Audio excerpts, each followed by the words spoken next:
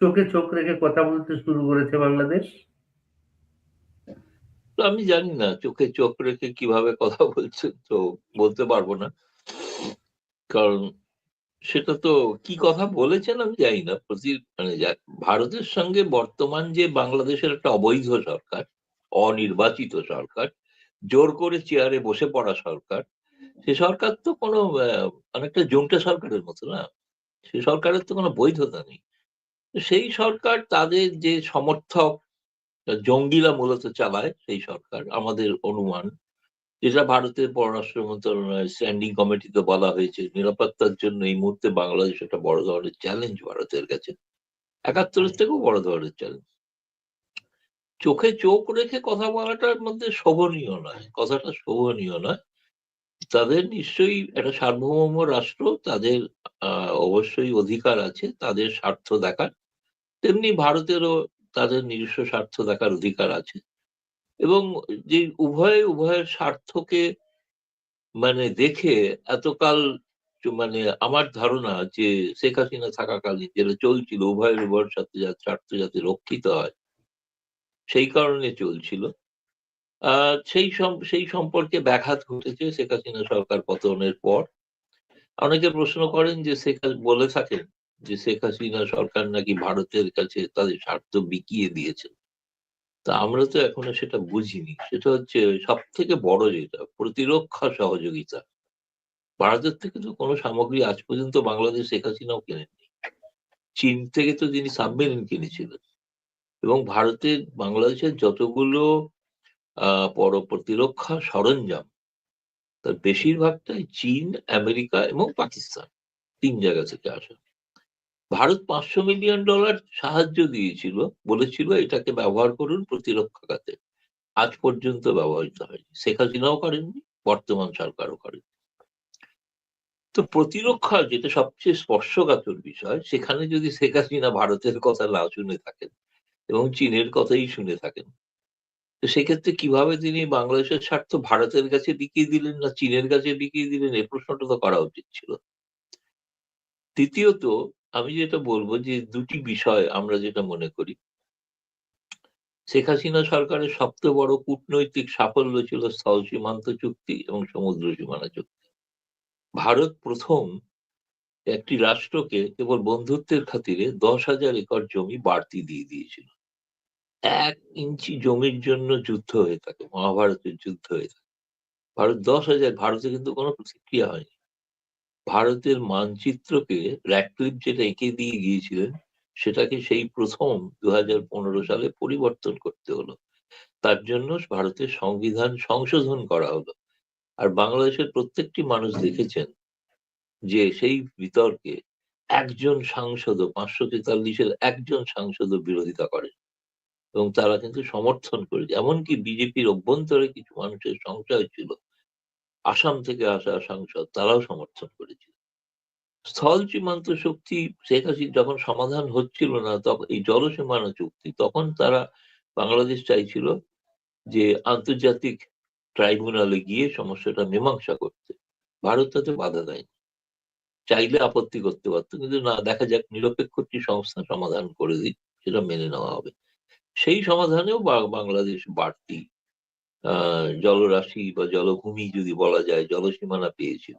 এবং আমার মনে আছে সেই সময়কার যদি কাগজ কেউ খুলে দেখে, সংবাদপত্র, দেখবে যে চিটাগং অঞ্চলে বা ওইসব অঞ্চলে কি ধরনের উৎসব পালিত হয়েছিল, যে শেখ হাসিনা বিপুল জয় করলেন ভারত থেকে, এবং আতশবাজি উড়েছিল। সেইসব ছাপা হয়েছিল কাগজে। কারণ বাংলাদেশের মানুষের যদি স্মৃতিশক্তি খুব দুর্বল হয়, সেটার জন্য আমি ব্রাহ্মী শাক খেতে পরামর্শ দেবো। তাতে স্মৃতিশক্তি উজ্জ্বল হয়, শক্তিশালী হয়। আমরা না খেয়েও স্মৃতিশক্তি সবই আমাদের মনে আছে।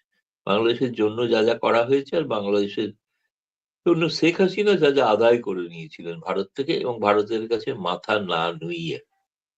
সুতরাং এই যে একটা কথা প্রচার করা হয়, এটা বাংলাদেশের মানুষের বোঝা উচিত যে তাদেরকে বিভ্রান্ত করা হচ্ছে। তাদেরকে বলে একটা অন্য রাজনৈতিক কারণে, অন্য রাজনৈতিক উদ্দেশ্যে আসলে বাংলাদেশটাকে আবার প্রায় কার্যত পূর্ব পাকিস্তান করে ফেলা। সেই অনুসারে আমার ধারণা যে তারই একটা প্রস্তুতি চলছে। সেটা আমি জানি না, সেটা তারেক রহমানের, সেটাই সেই মার্টিন লুথার কিংকে কথাকে বিকৃত করে বলা যে তার একটা প্ল্যান আছে। প্ল্যানটা কি? সেদিনের গোটা অনুষ্ঠানটা দেখলে কিন্তু বোঝা যায়, আমরা তো বুঝছি কি প্ল্যান। কি বুঝছেন বলো। প্ল্যানটা? এবার সেই অনুষ্ঠানে যদি দেখো, সেই অনুষ্ঠানে ওনার ভাষণকে তুমি যদি বিশ্লেষণ করো, সবাই একটা কথাই বলছেন, উনি সাম্প্রদায়িক সম্প্রীতির কথা বলেছেন। আহ সেটা হয়তো বলেছেন, সেটা ঠিক কথা, কিন্তু তিনি যেটা বলেছেন যে ৭১-এ মুক্তিযুদ্ধের পর বাংলাদেশের মানুষ যে আকাঙ্ক্ষা নিয়ে বাংলাদেশকে দেখতে চেয়েছিল, সেটা শেখ মুজিবুর রহমানের সময় সেটা পালিত হয়। এবং উনি ৭৫-এর যে ঘটনা, সেটাকে জাস্টিফাই করেছেন এই বলে যে ওটা প্রয়োজনীয়তা ছিল বাংলাদেশের স্বার্থে। এবং ৭১-এর সঙ্গে তুলনা করা হয়েছে ৭ই নভেম্বর ১৯৭৫-এ যখন জিয়াউর রহমান ক্ষমতায় এলেন, সেটা আর একটা বিপ্লব। ৭১-এর সঙ্গে সেই বিপ্লবের তুলনা করে। তারপরে তিনি তুলনা করেছেন যখন খালেদা জিয়া ক্ষমতায় এলেন। তার সঙ্গে তুলনা করেছেন ৭১-এর মুক্তিযুদ্ধের সঙ্গে ২০২৪ সালের আগস্ট মাসের যে পরিবর্তন। এবং তিনি ওসমান হাদি নামক একজন উগ্র ভারত বিরোধীকে মুক্তিযোদ্ধার সম্মান দিয়েছেন। তিনি কিন্তু হিন্দু হিন্দু যে যুবক যে মৃত্যু হলো, তার প্রতি কোনো সহানুভূতি এখনো প্রকাশ করেন। ছায়ানট উদীচীর মতো উদারমনা সাংস্কৃতিক সংস্থার উপর আক্রমণের কথা তিনি বলেননি। তিনি হাদির সমাধিতে গিয়েছেন। তিনি যে কোনো কারণেই হোক সাভারে যেতে পারেননি, কিন্তু এটা ঘটনা, সাভারে শ্রী বিশ্বজিৎ জিয়াউর রহমানের সময় তৈরি করা, সেখানে যেতে পারেননি ভিড়ের কারণে।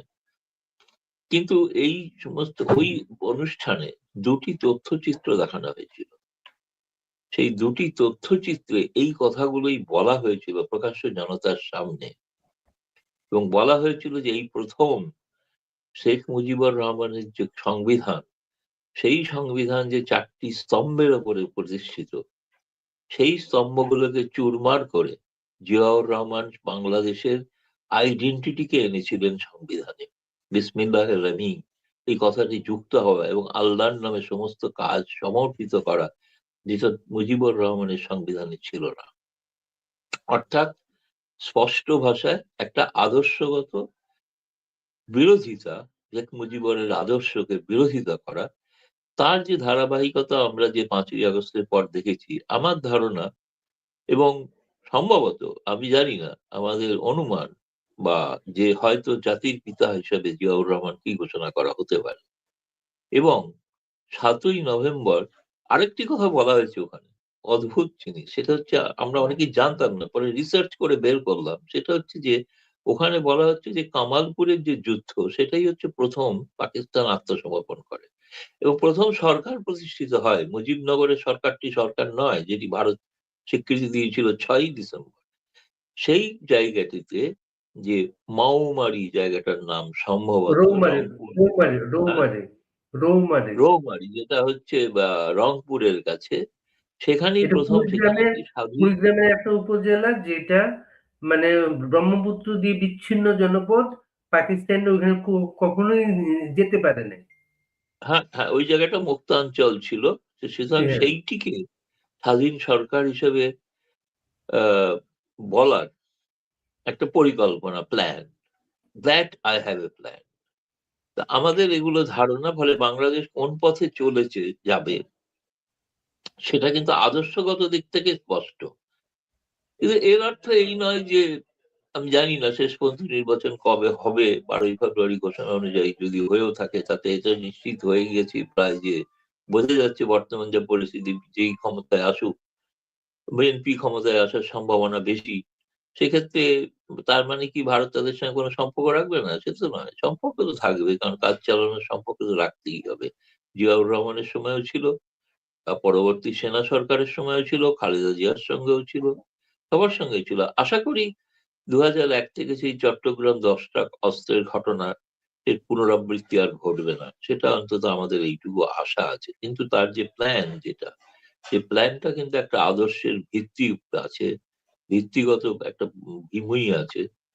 তো সেই কারণেই তিনি কিন্তু দেশে ফিরে এসেছেন। কামালপুরের যুদ্ধ যে কথাটা আপনি উল্লেখ করলেন, কামালপুরের যুদ্ধের নেতৃত্ব ছিল হচ্ছে কর্নেল তাহেরের, যে কর্নেল তাহেরকে জিয়াউর রহমান পরে ফাঁসি দিয়েছে। হুম, হ্যাঁ সেইটা এবং ঘটনা, কিন্তু সেইখানেতে জিয়াউর রহমান, মেজর জিয়াউর রহমানের একটি ভূমিকা ছিল, যেটা বলা হচ্ছে ওই তথ্যচিত্রে, কিন্তু বাকিদের কথা বলা হচ্ছে না। সুতরাং সেই যুদ্ধের কৃতিত্ব কিন্তু জিয়াউর রহমানকে দেওয়া হচ্ছে। ওই তথ্যচিত্র, আমি যেটা এখনো ভিডিওটা অ্যাভেলেবেল আছে ইউটিউবে, এটা টোটাল সেদিনের প্রোগ্রামটা 4 ঘন্টার উপরে একটা প্রোগ্রাম, শুরু থেকে শেষ। আমি দেখেছি গোটাটাই, এবং 4 ঘন্টা ধরে আমি দেখেছি, এবং খেপে খেপে দেখেছি আর কি, একটানা তো দেখা সম্ভব না 4 ঘন্টা। তাতে আমি বিশেষ করে এই দুটি তথ্যচিত্র আমি সকল বাংলাদেশের মানুষকে বলবো, সাংবাদিকদের বলবো, যে আপনার কেউ যদি দেখে না থাকেন, ওটা দেখুন। ওটা দেখলে আপনাকে আর তারেক রহমানের প্ল্যান সম্পর্কে আপনার আর কোনো দ্বিধা সংশয় কিচ্ছু থাকবে না। ওই দুটি আছে, দুটি তথ্যচিত্র আছে। তারেক রহমানের প্ল্যান, তারেক রহমানের ফিরে আসা, কিন্তু প্রচার আছে ভারত এবং আরো কারো কারোর সাথে সমঝোতায় তিনি ফিরে এসেছেন। এ ব্যাপারে আপনার কোনো ধারণা আছে? না, এরকম আমার মানে কেন, আমি তো জানি না এই প্রশ্নটা বলা হচ্ছে কেন অযথা। কারণ ভারত সরকার বলছেন ভারত চেয়েছিল বাংলাদেশে একটা নির্বাচন হোক, অংশগ্রহণমূলক নির্বাচন হোক, এবং সেই নির্বাচনের একটা জিনিস সংশয় ছিল যে তারেক রহমান আসবেন কি আসবেন না। তিনি যখন এসেছেন, তখন ভারত সরকারের প্রতিক্রিয়া ছিল, যেটা আনুষ্ঠানিক সরকারি প্রতিক্রিয়া, যে ভারতীয় রহমানের দেশে ফেরাটাকে ওই সঠিক নির্বাচনের প্রেক্ষাপটে দেখা উচিত। তার সঙ্গে মানে সেটা ঘটনা, এখন সেই কারণে ভারত তো এটাও চায় যে ভবিষ্যতে আওয়ামী লীগও নির্বাচনে অংশগ্রহণ করুক। সেই সিদ্ধান্ত থেকে তো ভারত কোনো মত পরিবর্তন এখনো করে। এখন সেইটা হচ্ছে যে ভারতের সঙ্গে কোনো, এখন কেউ কেউ বলে থাকেন যে আরো কোনো আলোচনা, দেখুন দেখো যে তোমার তোমার জানা আছে দীর্ঘকাল লন্ডনে ছিল। লন্ডনে একটি অন্য অনেক দেশের মতো ভারতেরও একটি দূতাবাস আছে। ভারতের দূতাবাসের যিনি প্রধান, বিক্রম দোলাইস্বামী, তিনি বাংলাদেশের হাই কমিশনার ছিলেন। সেখানে আরেকজন অফিসার ছিলেন সুজিত ঘোষ, যিনি বাংলাদেশে কাজ করেছেন।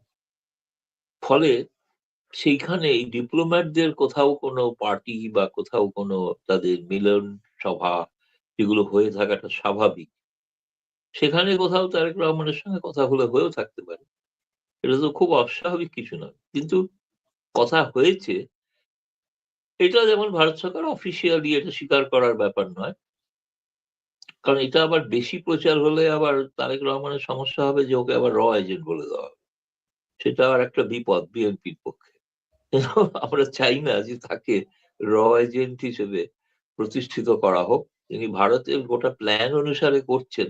কিন্তু একটা জিনিস মনে রাখবেন, যদি প্ল্যানই হয়ে থাকে, যদি ভারতের সঙ্গে সমালোচনা করে হবে, তাহলে সেক্ষেত্রে কেন সেদিন তারেক রহমান ভাষণে বলবেন তার লড়াই আধিপত্যবাদের বিরুদ্ধে? শব্দটা ব্যবহার করেছিল, আধিপত্যবাদ, ভারতের নাম না করে। সুতরাং এই ভাষণের প্রতিটি শব্দ গুরুত্বপূর্ণ, প্রতিটি শব্দের একটা মর্মার্থ আছে। সেই প্রতিটি শব্দের মধ্যে তার যে প্ল্যান, সেটা মার্টিন লুথার কিং এর প্ল্যানের সঙ্গে কোনো সম্পর্ক নেই। মার্টিন লুথার কিং স্বপ্ন দেখেছিলেন, আর উনি প্ল্যান করেছিলেন, যেটাকে তার মধ্যে একটা ষড়যন্ত্রমূলক একটা শব্দ ভাব আছে। আর স্বপ্ন দেখা আর প্ল্যান করা দুটোর মধ্যে তফাৎ। এই বিষয়টা তো উনি ছড়িয়ে পড়ার স্বপ্ন, বড় একটা উনি কারণ, বাংলাদেশকে মার্টিন লুথার কিং এর মতো স্বপ্নের বাংলাদেশ করার কথা ভাবেন। উনি প্ল্যান মাফিক করার কথা ভেবেছেন। এই প্ল্যানে বাংলাদেশিদের আইডেন্টিটি হবে বাঙালি জাতীয়তাবাদ নয়, বাংলাদেশি। যেটা অনেকটা মিল আছে আমাদের এখানে ভারতে আরএসএস যেমন বলে থাকে, ভারতে যারা জন্মগ্রহণ করেছে সকলেই হিন্দুস্তানি। সেটা তাদের, অর্থাৎ এই কথাগুলোর মধ্যে যে সংখ্যালঘুদের একটা যে অধিকার, মৌলিক অধিকার, যে সাংবিধানিক অধিকার ছিল, সেই অধিকার সম্পর্কে একটা প্রশ্ন তুলে দেওয়া। কারণ সবাই যদি বাংলাদেশি হয়, তাহলে আর সংখ্যালঘু কেউ থাকে না। সবাই যদি হিন্দুস্তানি হয়, তাহলে কেউ আর সংখ্যালঘু থাকে না। সুতরাং এই তফাৎ একটা দুটোর মধ্যে একটা মিল আছে, মিল নেই যে তা না। তো ফলে তার আদর্শটা ঘটনা, এটা একটা বাকি যারা আছেন, যারা মুক্তিযুদ্ধের আদর্শে অনুপ্রাণিত, যারা দীক্ষিত এখনো মনে করেন, তাদের একটা কঠিন আদর্শগত লড়াইয়ের সামনে আবার আসতে হবে, এই বিষয়ে কোনো সন্দেহ নেই। তারেক রহমানের বিষয়ে সমাজের বিষয় ছড়িয়ে পড়ার একটা কারণ অনেকে মনে করেন তিনি তার মায়ের খুবই সংকটময় অবস্থায় বলেছিলেন তার দেশে আসাটা তার উপর নির্ভর করছে না, অনেকের উপর নির্ভর করছে। সেই তিনি আবার সবকিছু দৃশ্যপট চেঞ্জ হয়ে গেল, তিনি চলে আসলেন এবং আপনি হয়তো লক্ষ্য করে থাকবেন শেখ হাসিনা সর্বশেষ একটা বক্তব্যে বলেছেন যে তারেক রহমান ৩২ নম্বর ভাঙ্গার সঙ্গে দায়ী। বলছিলেন তারেক রহমান ভেঙেছেন। আবার তারেক রহমান আসার পর থেকে আওয়ামী লীগ নেতারা তারেক রহমানের বিরুদ্ধে বা তারেক রহমানের আসার বিষয়টা নিয়ে কেউ কোনো মন্তব্য করছেন না। না, সেটা নয়। আমি যে মন্তব্যটা দেখেছি সেটা হচ্ছে যে তাকে কেন ওই চট্টগ্রাম অস্ত্র মামলা থেকে ছাড় দেওয়া হলো, সেই প্রশ্ন আওয়ামী লীগ করছে, সেই প্রশ্ন আওয়ামী লীগ তুলেছে। অর্থাৎ তিনি যে একজন অপরাধী তাদের কাছে, তাদের দৃষ্টিতে তাকে যে মুক্তি দেওয়া হয়েছে, সেইটার বিষয়ে কিন্তু মন্তব্য করেছেন। খুব যে করেছেন তা না, আমার মনে হয় যে আরো বেশি একটু অপেক্ষা বা দেখার হয়তো প্রয়োজন আছে, দেখা ওরা যাক। পর্যবেক্ষণ করতে চান তারেক রহমানের না, আমি বিষয়টা। বলছি হয়তো তারা অপেক্ষা করছেন যে কোনোভাবে আহ আহ, তো তারেক জিয়া আসার পর তারা কোনোভাবে রাজনীতিতে যে গণতন্ত্র পুনঃপ্রতিষ্ঠা করার কথা বলছেন, তাতে হয়তো আওয়ামী লীগের কোনো স্থান হবে কি হবে না, এগুলো সম্পর্কে এখনো সময় আছে বলার আর কি। ফলে এখনই সেটা বলা যাচ্ছে না। কিন্তু যেটা মনে হচ্ছে যে আসার পর একটা সাধারণভাবে মানুষের উচ্ছ্বাস, উদ্বেগ, আহ, এবং তাদের একটা সম্ভাবনা বাংলাদেশ আবার শান্তির পথে ফিরবে, এই একটা সম্ভাবনা বেশ। এটা তো অস্বীকার করা যাবে না যে সেদিন বহু মানুষ সমবেত হয়েছিলেন।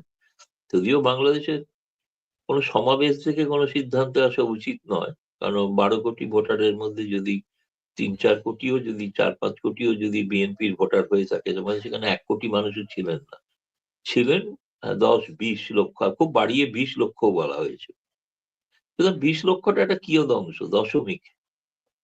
সেটা কিন্তু তার কিন্তু বলছে গোটাটা যে সমাবেশটা, সেটা একটা বলা যেতে পারে এক কথায় যে ইমপ্রেসিভ ছিল, এটা তো অস্বীকার করা যাবে না।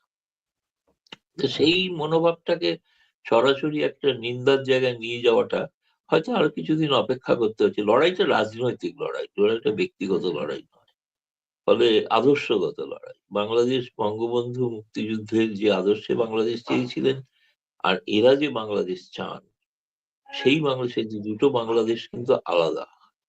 সুতরাং স্বপ্নের বাংলাদেশটা বঙ্গবন্ধু করতে চেয়েছিলেন, আর প্ল্যান মাফিক বাংলাদেশ তারেক জিয়া করতে চান। সুতরাং দুটোর মধ্যে তফাৎ আছে। জামাত ইসলামীর আমির এবার তারেক রহমান যে ঐক্যের কথা বলেছেন সেটাকে উনি বলেছেন যে উনি আসলে কাদের নিয়ে ঐক্য চাচ্ছেন তারা বিষয়টার দিকে নজর রাখবেন। হ্যাঁ, অবশ্যই, খুবই স্বাভাবিক কথা। এগুলো তো বাংলাদেশের আভ্যন্তরীণ বিষয়, সেগুলো নিয়ে তো আমি বাইরে থেকে সেটা মন্তব্য করাটা তো আমার পক্ষে সঠিক দেখায় না। কিন্তু আমরা না, দূর থেকে যেটা দেখছি, আমাদের কাছে যে ব্রড পিকচার যেটা, সেটা আমাদের কাছে একটা বিশ্লেষণের বিষয়। কিন্তু বাংলাদেশের আভ্যন্তরীণ বিষয়ে জামায়াত কি বললো, এনসিপি কি বললো, বিএনপির নেতারা তাদের মধ্যেকার কে কি বললো, কিভাবে তারা মনোনয়ন দিচ্ছেন, সেটা তাদের নিজস্ব ব্যাপার। সেটা দিয়ে আমাদের এ ব্যাপারে মন্তব্য করাটা, আমি বলবো ভারতীয় হিসেবে মন্তব্য করাটা অনুচিত। তো আপনি তো বাংলাদেশের সবকিছু অনুসরণ করেন, বাংলাদেশের গত আন্দোলন, এনসিপি, তাদের বক্তব্য নানা কিছু, এই যে দলটা যারা নতুন বন্দোবস্তের কথা বলেছিল যে ছেলে মেয়ে, এরা সবাই জামাতে ফেরত গিয়েছে। মানে যে তারা সেই দিন তুমি কি আমি কে রাজাকার রাজাকার স্লোগান দিয়েছিল, এরা আবার তাদের রাজাকার মানে তাদের তো নানা দাদা, এদের ঘরে আবার ফেরত গিয়েছে।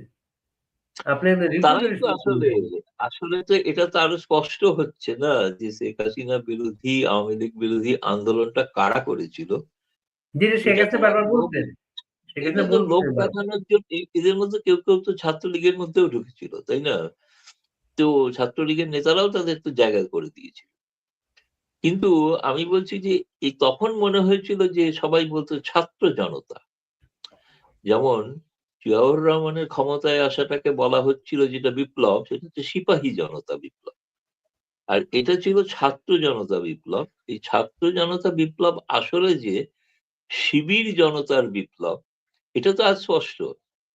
এবং বিএনপি গোটা ব্যাপারটা সুযোগ নিচ্ছে ক্ষমতায় আসার জন্য, যদিও তারা একসময় বলেছিল এটা আমরা একটা দলকে সরিয়ে আর একটা দলকে ক্ষমতায় আনার জন্য বিপ্লব করেনি, কিন্তু এগুলো কথার কথা।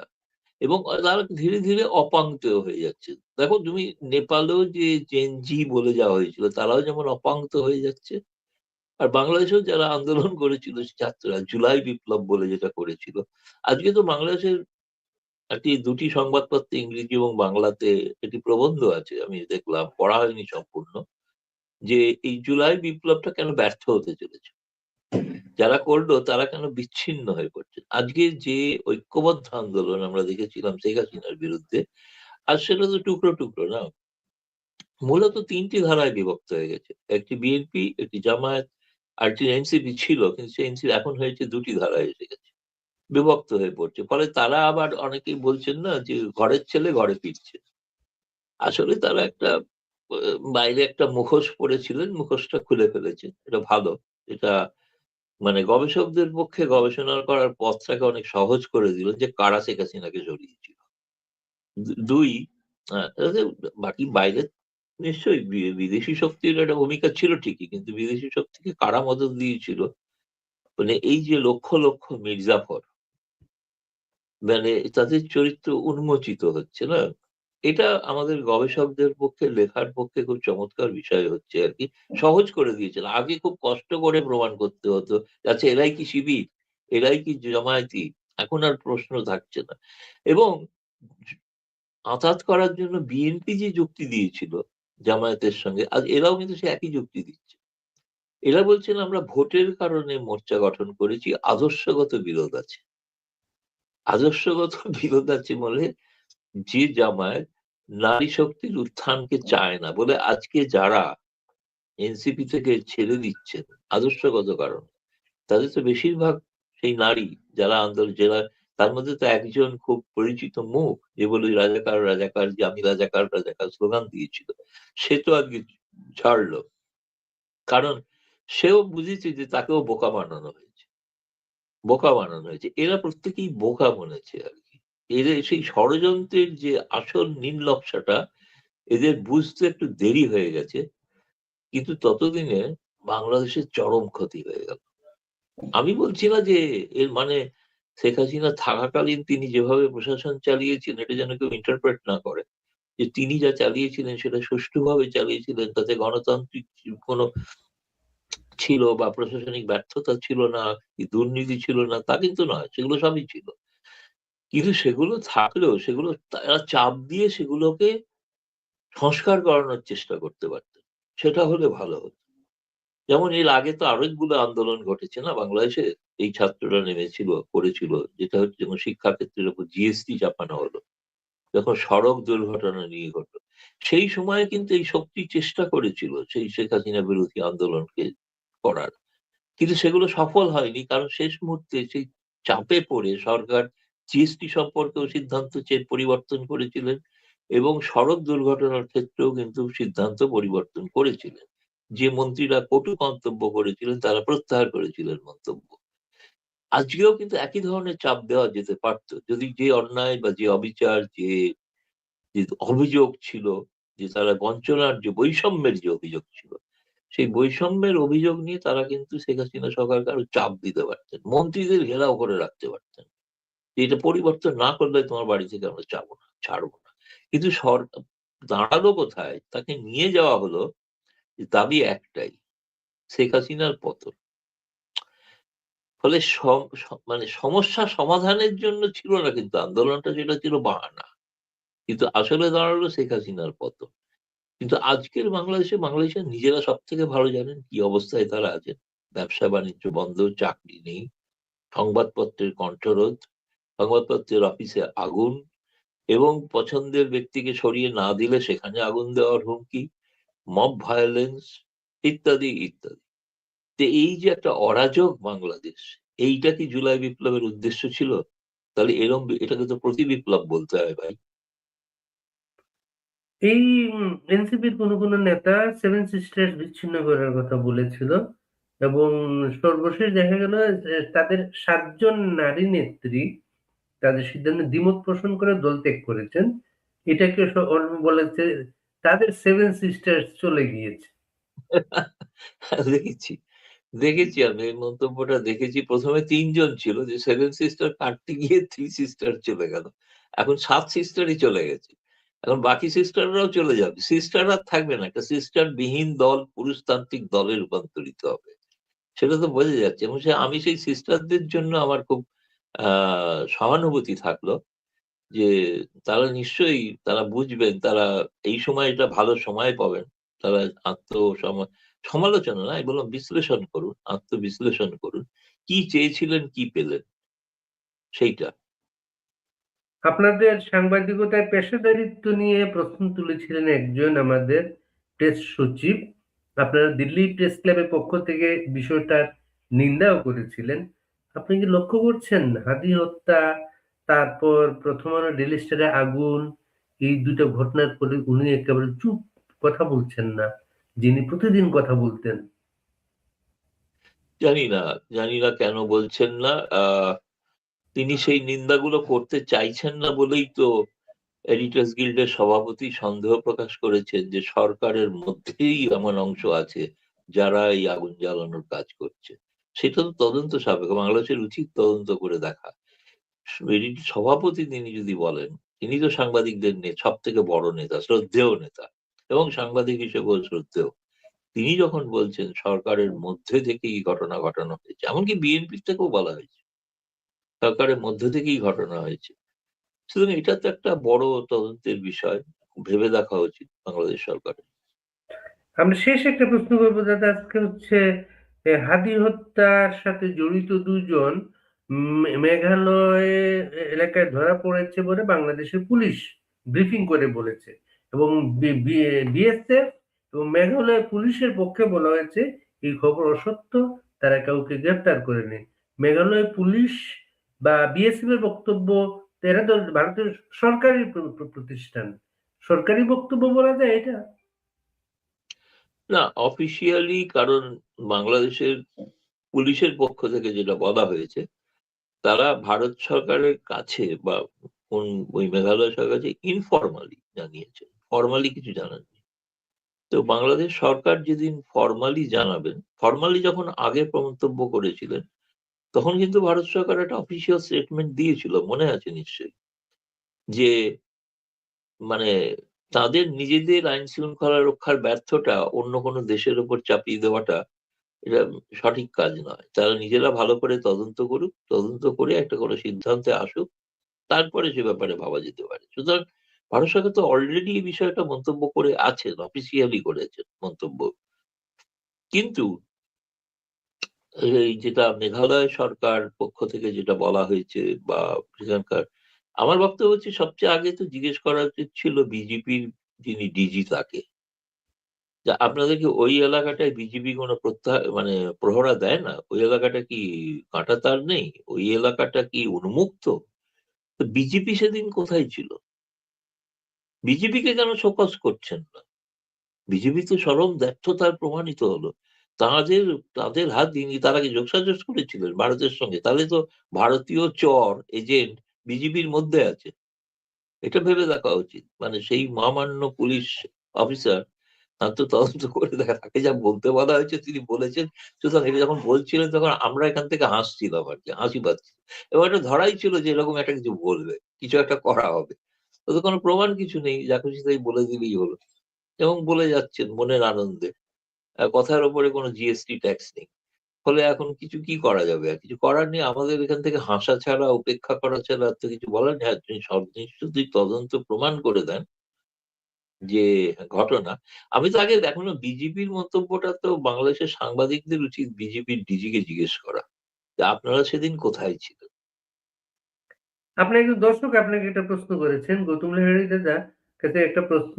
জানুয়ারির প্রথম সপ্তাহ থেকে পাকিস্তানের করাচির সঙ্গে সরাসরি বিমান চলাচল শুরু হবে, এটাকে আপনি কিভাবে দেখছেন? না, পাকিস্তানের বিমান যদি আসে তাহলে তো আসতে পারবে না ভাই। তার কারণ ভারতের তো আকাশে পাকিস্তান বিমান ওড়া নিষিদ্ধ। আসতে হবে আপনাকে কাতার এয়ারলাইন্স দিয়ে, যারা আপনাকে নিয়ে যেতে পারে পাখি, কিন্তু লাগবে 10 ঘন্টা, এবং ভাড়া হবে 10 ঘন্টার যা ভাড়া হয় বিমানে সেই ভাড়া। ফলে সাধারণ মানুষের পক্ষে তো যাওয়া সম্ভব না। তারাই যাবেন যারা এই কয়েক মাসে বেশ ভালো রোজগারপাতি করেছেন। দুবাইয়ের পরিবর্তে এক আধবার তারা ইসলামাবাদ, রাওয়ালপিন্ডি ইত্যাদি ঘুরে আসতে পারেন। কিন্তু ওনার বাংলাদেশ বিমান সাধারণ চলে হবে মানুষ। ঢাকা থেকে করাচি। ঢাকা থেকে করাচি। ঢাকা থেকে করাচি কোন পথে যাবেন সেগুলো বাংলাদেশের সাংবাদিকরাই যদি আমাদের একটু আলোকপাত করে দেন কোন রুটে যাবে বিমান, তাহলে কেন পাকিস্তানের বিমান তো আসতে পারবে না। ভারতীয় বাংলাদেশি বিমান যেতে পারে, কিন্তু যদি ইসলামাবাদে যাওয়ার সময় এরকম নিয়মিত যাতায়াত কারা করবেন, সেটা জানাই আছে যে কারা করবেন। পাকিস্তান থেকে আসবে আইএসআই এর গোয়েন্দারা, আর বাংলাদেশ থেকে যাবেন যারা শিখতে যাবেন ওখানে তাদের কাছে, তারা যাবেন। এটা তাদের জন্য হচ্ছে, এটা সাধারণ মানুষের জন্য হচ্ছে না। তো ফলে সেই বিমানের ভবিষ্যৎ নিয়ে আমার খুব আশঙ্কা আছে আর কি। আশঙ্কা আছে এই অর্থে, সেই বিমান ভারতের আকাশ থেকে, ভারত যদি অন্য এখন কোন দেশের বিমান হলে হয়তো না করবে না, কিন্তু বাংলাদেশের বিমানকেও নিষিদ্ধ করা হতে পারে সেক্ষেত্রে পাকিস্তানে যাওয়ার জন্য। কারণ বাংলাদেশ সাধারণ সরাসরি মানুষ। যেতে গেলে মাত্র তো 2 ঘন্টা, ঢাকা থেকে তো করাচি বিমান নিয়ে উঠলে 2-2.5 ঘন্টায় পৌঁছানো উচিত, তাই না? তো 2-2.5 ঘন্টাটা যারা এই যে সম্প্রতি যে পাকিস্তানের লোকেরা আসছেন তাদেরকে জিজ্ঞেস করলেই জানতে পারবেন 10 থেকে 12 ঘন্টা লাগছে আসতে। সেটা বিমানের জ্বালানি ততটাই পড়ে। ফলে এটা জেনে রাখুন, এটা